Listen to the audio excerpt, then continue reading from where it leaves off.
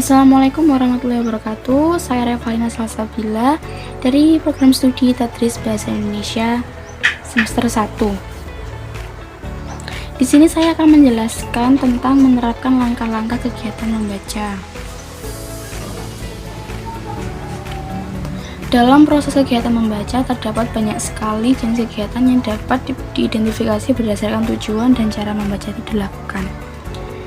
Kegiatan membaca ini meliputi tahap-tahap kegiatan membaca, kegiatan sebelum membaca, beragam kegiatan pada membaca, serta mengembangkan kegiatan setelah membaca. Setiap jenis kegiatan membaca memiliki tujuan dan metode yang berbeda untuk meningkatkan motivasi membaca, membangun kebiasaan, mengajarkan membaca berimbang. Pemilihan jenis kegiatan membaca yang tepat dapat membantu pembaca mendapatkan informasi secara lebih efisien dan sesuai dengan kebutuhannya. Yang pertama ada tahap-tahap kegiatan membaca. Tahap ini meliputi yang pertama adalah pra-membaca, yaitu kegiatan yang dilakukan sebelum membaca.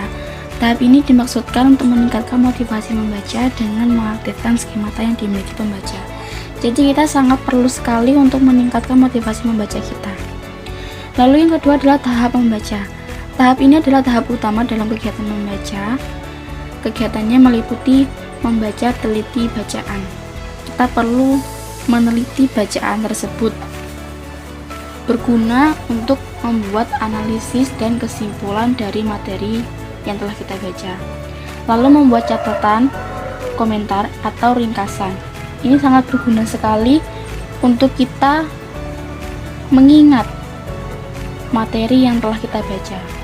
Lalu mengecek kebenaran sumber. Ini juga sangat perlu sekali kita terapkan, karena dengan kebenaran sumber inilah kita dapat mendapatkan materi yang valid. Lalu menghubungkan dengan gagasan lain. Tahap ketiga adalah tahap pasca membaca. Pada tahap ini seseorang melakukan sesuatu perbuatan mengubah sikap mental karena dorongan hasil membaca. Biasanya tahap ini dituangkan dalam penerapan materi di kehidupan sehari-hari. Lalu mengadakan diskusi dengan orang lain. Yang kedua adalah mengembangkan kegiatan sebelum membaca. Langkah membangun kebiasaan membaca menjadikan membaca sebagai habit yang konsisten memang menantang. Namun dengan pendekatan dan strategi yang tepat, akan cara bangun habit membaca sebagai berikut. Yang pertama, menentukan tujuan realistis. Kita perlu menetapkan tujuan kita. Kita harus memastikan bahwa kita bisa melakukan secara konsisten. Lalu, pilih buku yang tepat. Kita memilih buku sesuai minat dan tujuan kita. Yang ketiga adalah menciptakan lingkungan kondusif. Ini sangat perlu sekali untuk menciptakan lingkungan kondusif. Karena dengan adanya lingkungan yang kondusif, kita akan menjadikan tempat itu nyaman, kita bisa memahami materi tersebut dengan baik. Lalu menjadwalkan waktu untuk membaca ini berguna untuk melatih konsisten kita dalam membaca. Lalu menggunakan teknologi untuk mendukung membaca. Banyak sekali sekarang buku-buku yang ada secara online, itu memudahkan kita untuk membaca di berbagai tempat. Yang terakhir adalah evaluasi progres. Evaluasi progres ini, apakah yang sudah kita terapkan tadi itu bisa dilakukan secara baik. Next, mengembangkan beragam kegiatan pada tahap membaca. Terdapat 6 elemen program membaca berimbang, yaitu pembinaan dan pembiasaan motivasi pembaca. Seperti yang sudah saya jelaskan di awal, motivasi itu sangat penting dilakukan sebelum membaca. Lalu pemahaman tentang bagaimana bunyi huruf dan identifikasi, menguraikan kata-kata. Nah, ini berguna untuk melatih kemampuan membaca dengan lancar, dengan kita mengetahui bunyi huruf, menguraikan kata-kata yang tidak ketahui. Ini dapat meningkatkan membaca dengan lancar. Lalu mengembangkan strategi pemahaman untuk mendapatkan makna dari membaca. Yang terakhir adalah pengetahuan dasar dan kosakata yang cukup untuk mendukung pemahaman. Yang kedua ada pelatihan pengelolaan sudut baca dan membaca interaktif. Yayasan Literasi Anak Indonesia menggabungkan berbagai strategi pengajaran dan pembelajaran yang diakui sebagai bagian integral untuk mendukung pengembangan keterampilan literasi. Kegiatan ini meliputi membaca interaktif. Kegiatan ini dirancang untuk menumbuhkan minat siswa dalam mendengarkan, berpartisipasi, dan diskusi. Yang kedua, menciptakan lingkungan kelas literat. Ini untuk mendorong keterlibatan siswa untuk membaca bersama.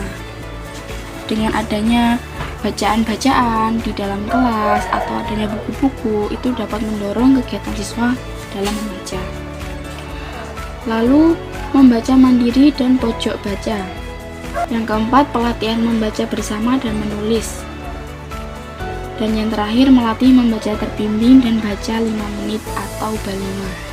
Membaca terbimbing dalam kegiatan ini membentuk kelompok kecil yang fokus khusus pada pemahaman keterampilan membaca.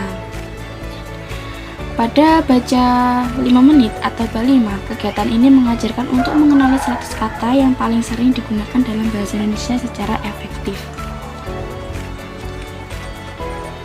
Dan yang terakhir adalah mengembangkan kegiatan setelah membaca. Yang pertama ada active recall.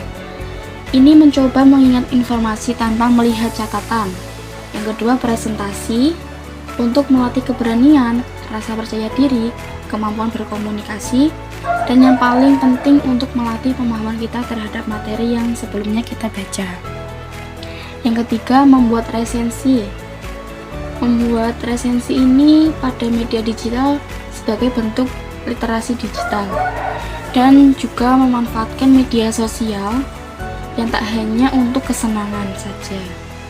Yang keempat, bergabung di klub buku. Klub buku ini menjadi wadah untuk bertukar referensi bacaan, melatih membaca dengan membuat tantangan membaca, juga mengikuti kelas pengembangan skill. Jadi di sini kita dapat bertukar referensi dengan orang lain. Dan yang terakhir adalah membaca lagi dan lagi. Ini berguna untuk melatih konsentrasi membaca dan mengembangkan budaya literasi membaca. Jadi dalam menerapkan langkah-langkah kegiatan membaca ini sangat banyak sekali dari kita sebelumnya untuk meningkatkan motivasi membaca kita, lalu bagaimana cara mengembangkan tahap membaca kita, mengembangkan kegiatan setelah membaca kita, seperti itu.